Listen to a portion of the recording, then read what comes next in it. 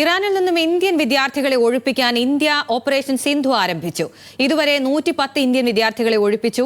നാളെ പുലർച്ചെ വിദ്യാർത്ഥികൾ ഡൽഹിയിലെത്തും. വിവരങ്ങളുമായി ശരത് ലാൽ ഉണ്ട്. ശരത് ലാൽ, ഇസ്രായേൽ ഇറാൻ യുദ്ധാന്തരീക്ഷം മുറുകുകയാണ്. ഈ വിദ്യാർത്ഥികൾക്ക് എന്തൊക്കെ നിർദ്ദേശങ്ങളാണ് വിദേശകാര്യ മന്ത്രാലയം നൽകുന്നത്?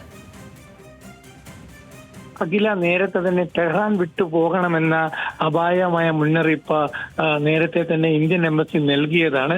അതനുസരിച്ചിട്ടാണ് ടെഹ്റാനുള്ള മെഡിക്കൽ കോളേജിൽ മെഡിക്കൽ വിദ്യാഭ്യാസം നടത്തുന്ന വിദ്യാർത്ഥികൾ അർമേനിയയിൽ നിന്നാണ് അവരെ ഇൻഡിഗോ വിമാനത്തിൽ നാളെ പുലർച്ചയോടുകൂടി ന്യൂഡൽഹിയിൽ എത്തിക്കുന്നത്. കാശ്മീരിൽ നിന്നുള്ള 90 സ്റ്റുഡൻസ് അടക്കമുള്ള 110 പേരാണ് ഈ വിമാനത്തിൽ ഇന്ന് ബോർഡ് ചെയ്തിരിക്കുന്നത്. അതായത് നമുക്കറിയാൻ കഴിയുന്ന പോലെ ഓപ്പറേഷൻ സിന്ധു എന്ന് പേരിട്ടിരിക്കുന്ന ഈ ഒഴിപ്പിക്കൽ ദൗത്യം ഈ സ്വകാര്യ വിമാന കമ്പനികൾ ഉപയോഗിച്ചാണ്. കാരണം എയർഫോഴ്സിന്റെ വിമാനം ഈ കാര്യത്തിൽ ഉപയോഗിക്കാൻ കഴിയാത്തൊരു അവസ്ഥയാണ് ഇന്ത്യക്കുള്ളത്. അതുകൊണ്ട് തന്നെ സ്റ്റാർട്ട് ചെയ്ത സ്വകാര്യ വിമാനത്തെ ഉപയോഗിച്ചുള്ള ഒഴിപ്പിക്കൽ നടപടികളുമായിട്ട് ഇന്ത്യ മുന്നോട്ട് പോവുകയാണ്.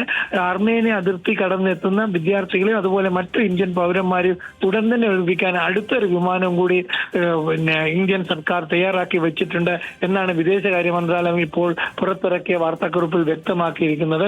കാരണം ഇന്ത്യൻ പൗരന്മാരുടെ സുരക്ഷിതത്വമാണ് ലോകത്തിൽ എവിടെയായാലും ഇന്ത്യയുടെ പ്രാധാന്യം എന്നുള്ള അടിക്കുറിപ്പോട് കൂടിയാണ് ഇറാനിൽ നിന്നും ഇന്ത്യൻ വിദ്യാർത്ഥികളെ ഒഴിപ്പിക്കാൻ ഇന്ത്യ ഓപ്പറേഷൻ സിന്ധു ആരംഭിച്ചിരിക്കുന്നു. ഇതുവരെ 110 ഇന്ത്യൻ വിദ്യാർത്ഥികളെ ഒഴിപ്പിച്ചുവെന്നാണ് ലഭിക്കുന്ന വിവരം. നാളെ പുലർച്ചെ വിദ്യാർത്ഥികൾ ഡൽഹിയിലെത്തും. ശരത് ലാലായിരുന്നു വിവരങ്ങൾ നൽകിയത്.